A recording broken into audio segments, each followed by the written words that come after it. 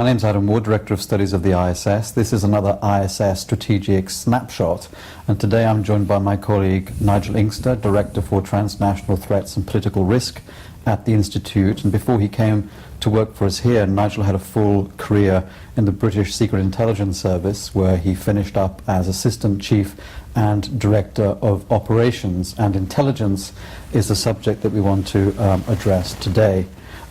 Nigel, tomorrow the British government is going to be putting before Parliament emergency legislation, which is effectively going to override a judgment by the European Court of Justice, and it will continue to oblige telecoms companies and service providers to hold metadata effectively for the possible use of police forces and intelligence agencies.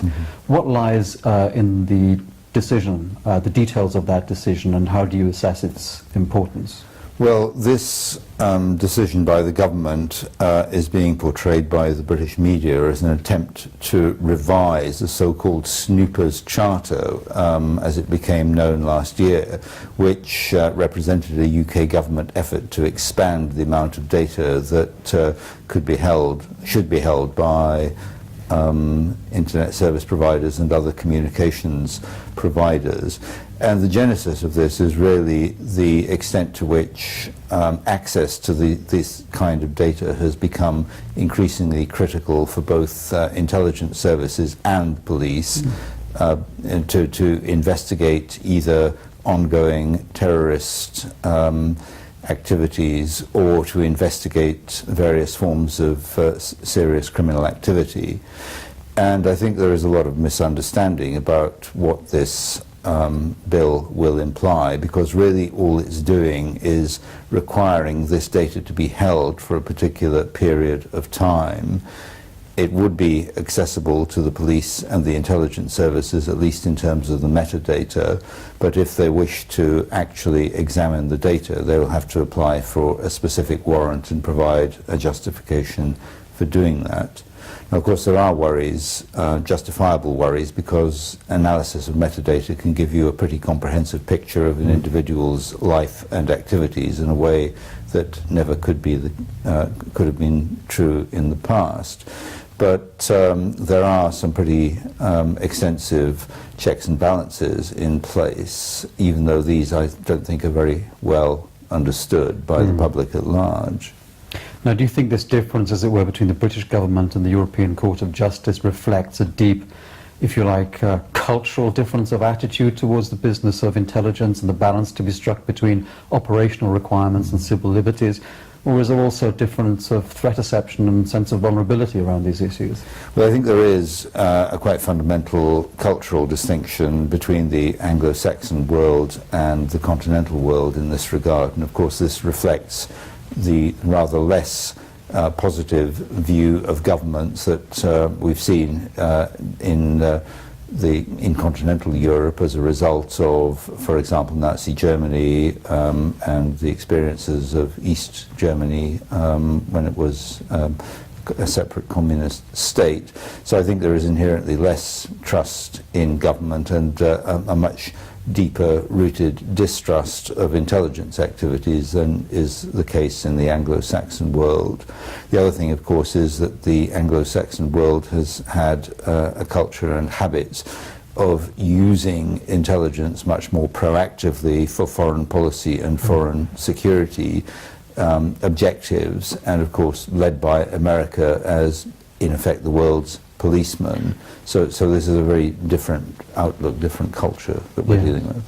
I mean, I think it's to be expected perhaps that the Americans would have occasional run-ins with the Russians and the Chinese over questions of intelligence and intelligence gatherings and the purpose to which that's put. But what we've seen more recently is, if you like, a circle of friends and partners, Brazil and Germany having run-ins with the Americans on intelligence issues. How far do you think the sort of geopolitics of intelligence are going to run in this way?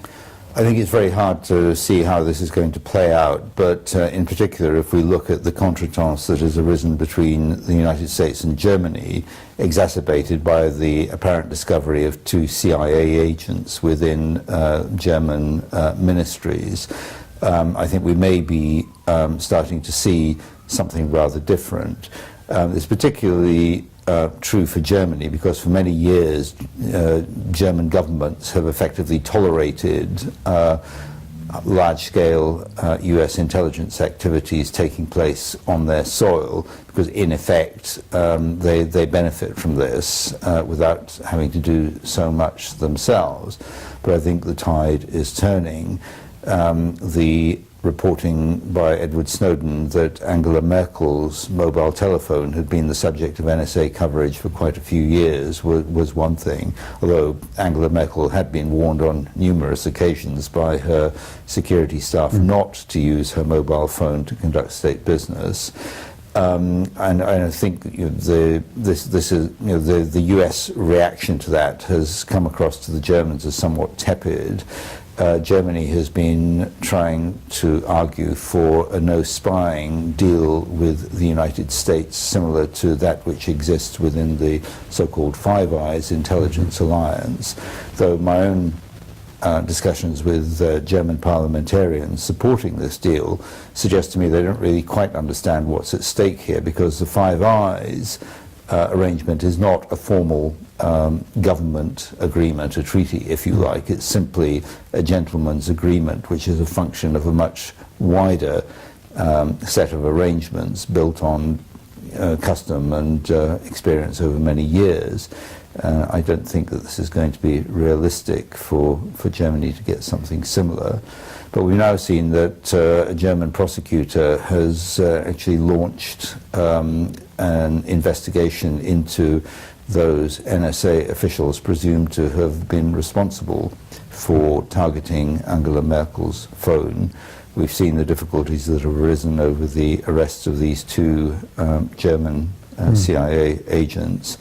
Germany, I think, is in a rather difficult mood now, starting to feel that it's becoming a rather different country from what America perceives it to be. And I think that what we're seeing in the intelligence sphere reflects a kind of wider set of misperceptions as between these two allies in terms of how each sees the other.